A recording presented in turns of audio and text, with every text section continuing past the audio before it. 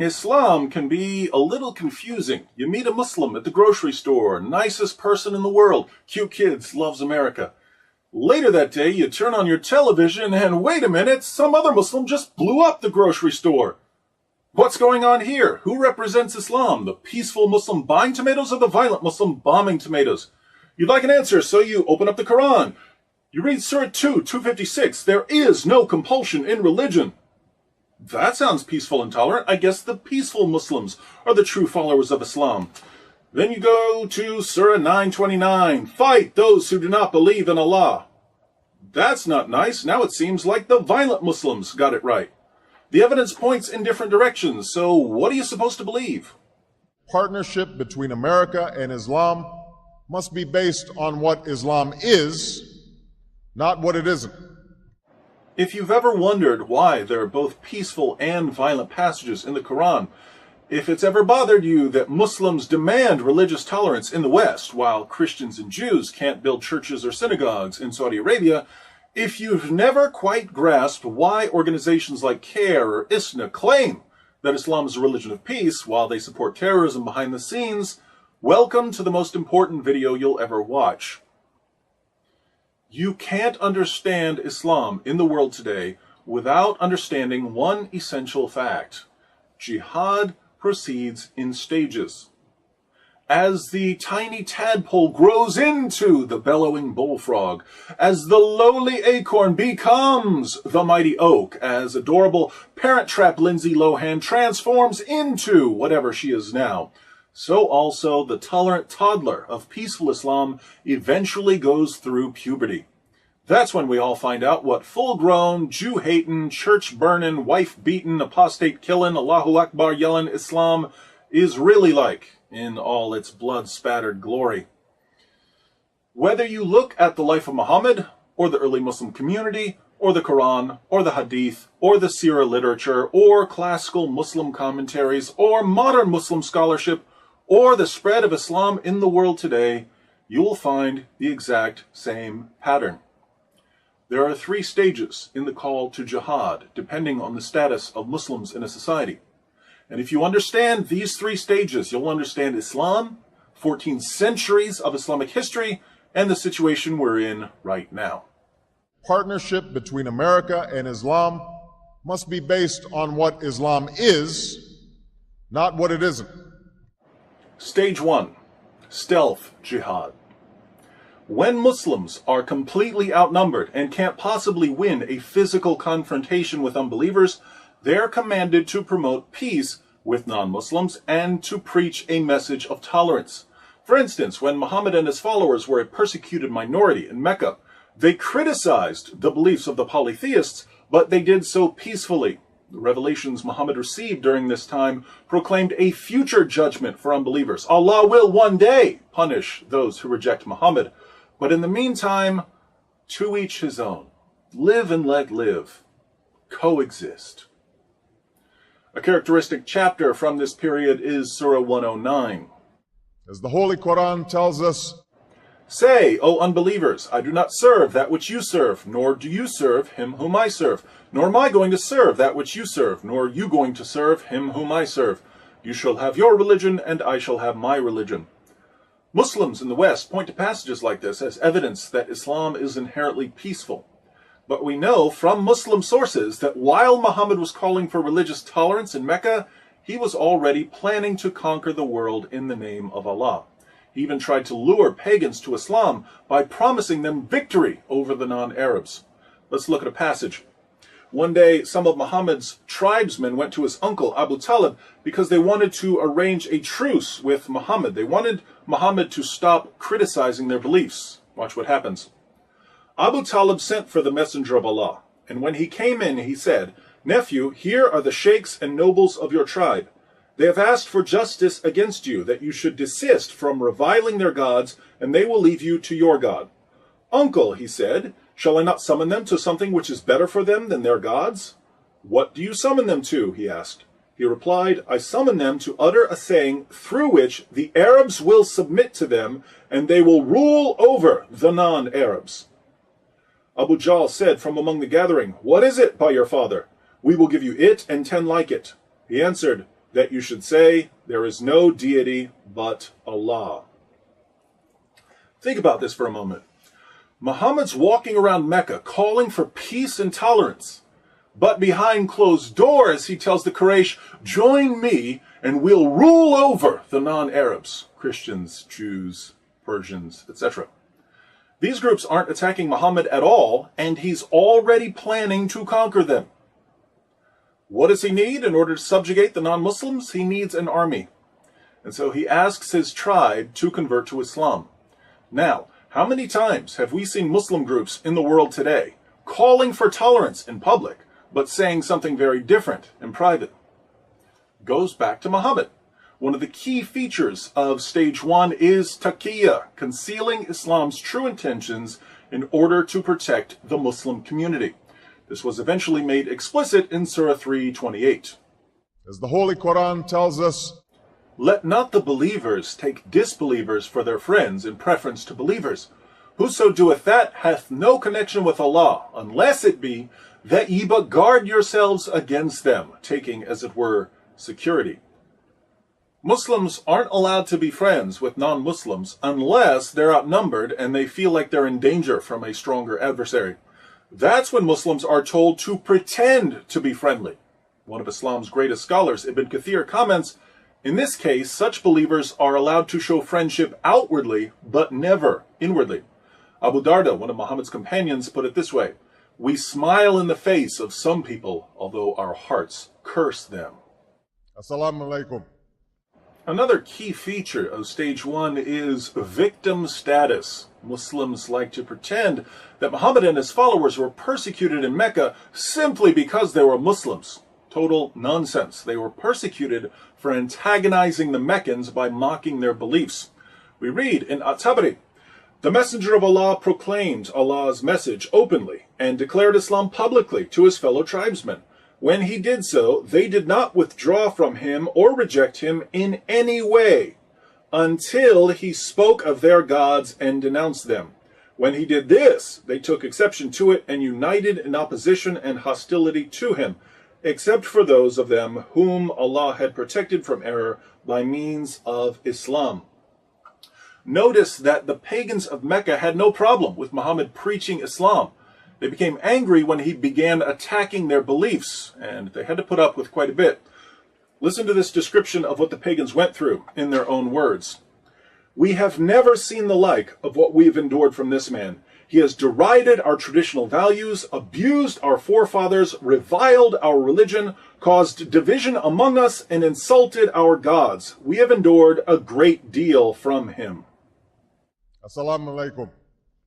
Muhammad was condemning their beliefs and their values. He was causing division in the city. Not too extreme from a Western perspective. What's interesting is that when the people of Mecca responded in kind and mocked Islam, Muslims said, oh, they're persecuting us. What evil people attacking us because of our beliefs. Double standards. One of the goals of the stealth jihad stage is to give Islam a privileged status above other religions.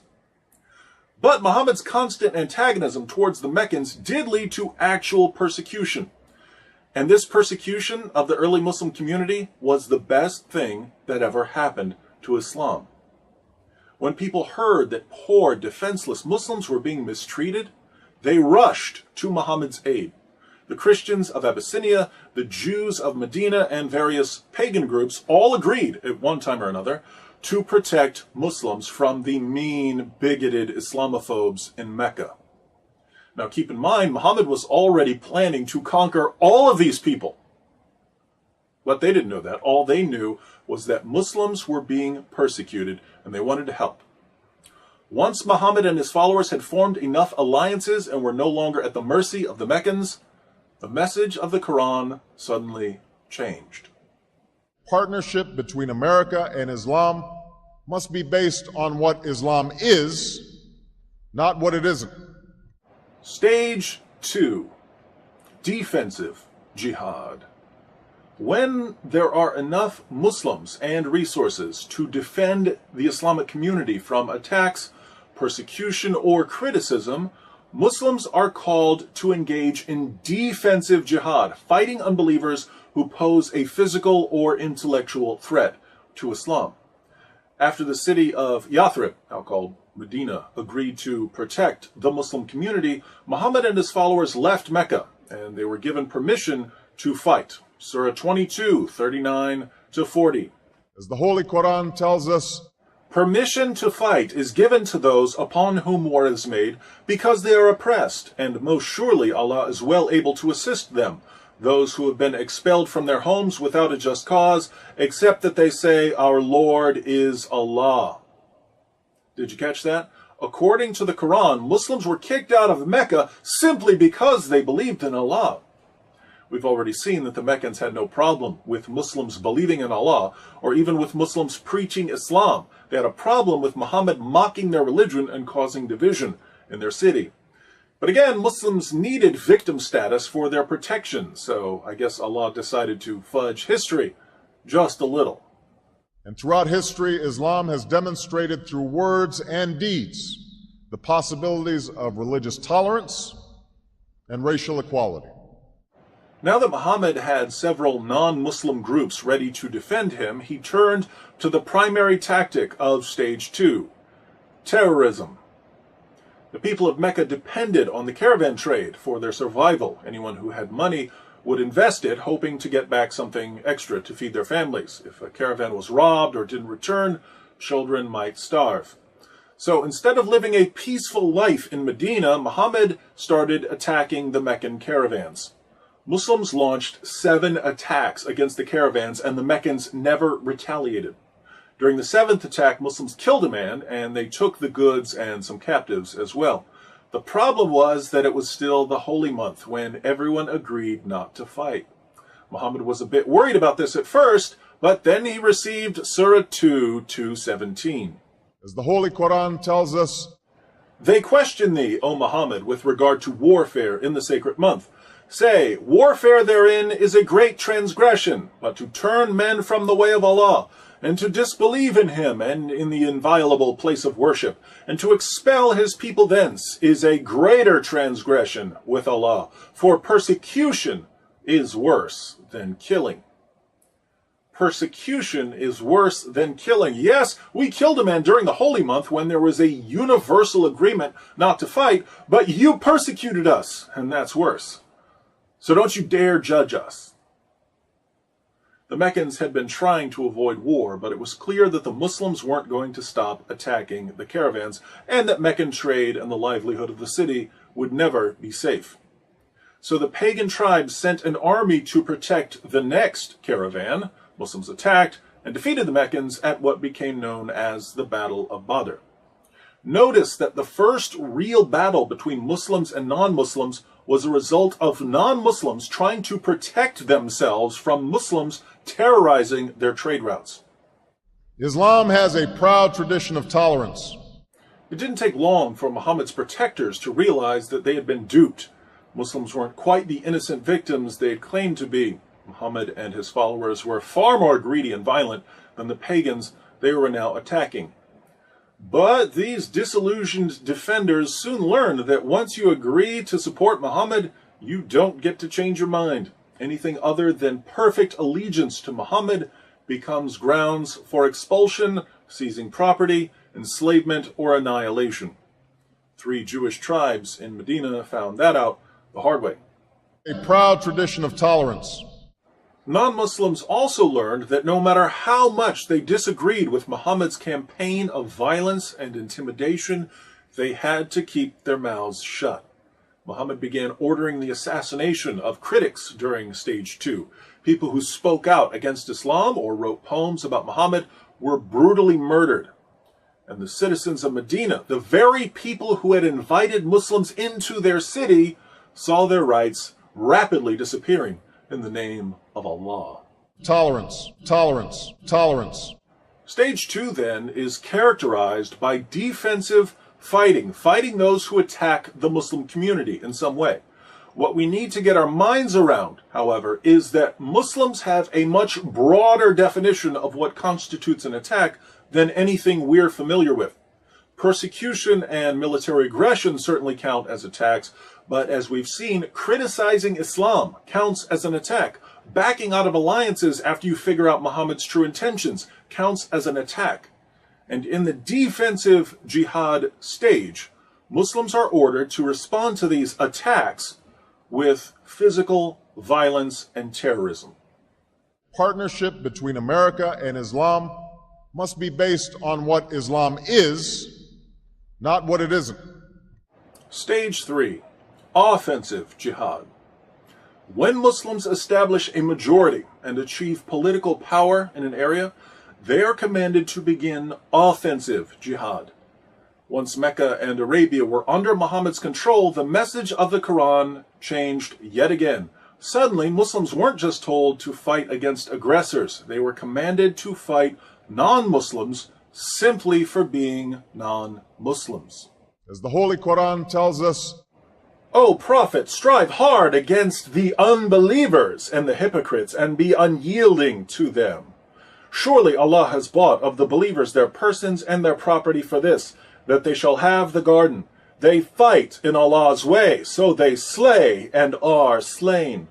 O you who believe, fight those of the unbelievers who are near to you, and let them find in you hardness. tolerance, tolerance, tolerance. If Muslims have the military strength to expand their political power and to violently subjugate non-Muslim populations, forcing these non-Muslims to pay tribute, the Quran commands them to do so. Surah 9:29. As the Holy Quran tells us, Fight those who believe not in Allah nor the last day, nor hold that forbidden which hath been forbidden by Allah and His Messenger, nor acknowledge the religion of truth from among the people of the book, until they pay the jizya with willing submission and feel themselves subdued. This verse doesn't order Muslims to fight oppressors or even critics. It orders Muslims to fight those who don't believe in Allah. tolerance, Tolerance, tolerance, tolerance, tolerance, tolerance, tolerance. We find similar teachings in Islam's most trusted collections of ahadith. Sahih al-Bukhari 69:24. Muhammad said, I've been ordered to fight the people till they say, La ilaha illallah. None has the right to be worshipped but Allah, and whoever said, La ilaha illallah, Allah will save his property and his life from me. tolerance, religious tolerance, tolerance, religious tolerance. Sahih Muslim, number 30. Muhammad said, I've been commanded to fight against people so long as they do not declare that there is no God but Allah. Muhammad didn't say, I've been commanded to fight people until they stop persecuting us. That would be stage 2. It's stage 3. And the same guy who complained just a few years earlier that people were persecuting him because of his beliefs now says he's been commanded to fight people based on what they believe. Total hypocrisy. Religious tolerance, religious tolerance, religious tolerance.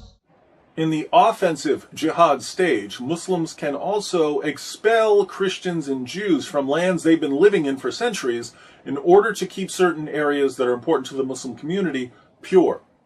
Areas such as Arabia.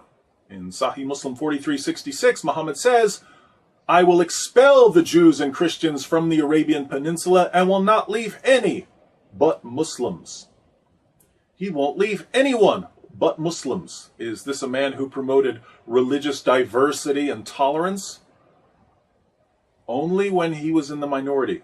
As soon as Muslims had control of the government, diversity and tolerance went out the window, along with the Jews and Christians. We will convey our deep appreciation for the Islamic faith, which has done so much over the centuries to shape the world. So this is the pattern that's been laid down for Muslims by their prophet. Stage 1, stealth jihad. When Muslims are too weak to fight, they promote peace and tolerance outwardly but never inwardly. They practice taqiyya. They prepare for jihad behind the scenes. They claim victim status and they seek special privileges for Islam. Stage 2, defensive jihad. When Muslims are strong enough to fight but not strong enough to subjugate the unbelievers, they terrorize their enemies, murder critics, and look for excuses to attack other groups. Stage 3, offensive jihad. When Muslims are in the majority, they violently subjugate all non-Muslims, they strive to expand their political dominion, and they rid important Muslim lands of all non-Muslims. This is the pattern we find in the Quran, in the Hadith, and in the Muslim commentaries. Assalamu alaikum. Now, look around the world and tell me what you see. Saudi Arabia, what stage are they in? Stage 3, obviously. Massive Muslim majority. Lo and behold, if you're not a Muslim, you can't preach, you can't build a place of worship, you can't even set foot in the city of Mecca. Exactly what we would expect based on the Muslim sources. Certain places in Africa, and I'd say some areas of Europe, are in stage 2. Muslims have enough fighters and resources and alliances to fight defensively. And what do we see? We see terrorism. We see churches being burned to the ground or blown up in Nigeria and Ethiopia. We see no-go zones forming and critics of Islam being killed, even in Europe. Again, exactly what we would expect based on the Muslim sources. Here in America, where Muslims form a small minority of the population, what stage are we in? Stage 1. What's Islam all about, according to American Muslims? It's all about peace and tolerance. Muslims just want to be like everyone else, but racist hate mongers are attacking them because of their beliefs. That's why we should all be thankful that the government and Christians and Jews are stepping in to defend Muslims from bigots and Islamophobes, just as governments and Christians and Jews stepped in to defend Muslims during the time of Muhammad. And I consider it part of my responsibility as President of the United States to fight against negative stereotypes of Islam wherever they appear. My friends, how difficult is this to figure out? What have we discussed that a 6-year-old couldn't understand? Muslims have been using the same playbook for 14 centuries. It's in all their sources. It's as plain as day. And yet, our leaders and the media just can't understand why Christians and Jews are second-class citizens in the Muslim world, or why Muslims in Europe are ready to kill over cartoons, or why Muslims in America are so desperate for victim status they'll cry discrimination when a home improvement store doesn't pay for advertising on one of the most boring shows ever. It's all right here. If someone can't understand this, I'd say he doesn't want to understand it. But we've reached a point in history when we can no longer afford to be willfully stupid. If our leaders are incapable of grasping the 3-step strategy of jihadists, they have no business leading a marching band, let alone a Western nation. Unfortunately, Muslims have been so successful in their stage 1 operations, they've convinced our leaders and the media that the only information we need when it comes to Islam is what's handed to us by terrorist-linked Muslim organizations like CARE. Bin Laden was not a Muslim leader. We're officially on our own. If we want to popularize this information, we'll have to do it ourselves. Sending this video to everyone you know would be a good start. I also think someone needs to put this material into a pamphlet so we can all pass out copies. Ah, what's this? It's a double-sided pamphlet discussing the 3 stages of jihad. Seems I've already done most of the work for you. All you need to do is go to my blog, answeringmuslims.com, click on the Jihad tab at the top, and open the 3 stages of jihad PDF pamphlet file. You can print this out, fold it up, and give it to those who need to know about jihad, which is pretty much everyone. Islam's greatest ally in the West is ignorance. Jihadists can't subjugate us through physical force, so they're doing their best to subjugate our minds. The ultimate obstacle to global jihad, then, is an informed population of free people. Wouldn't you like to be an obstacle to jihad and Sharia? I know I would.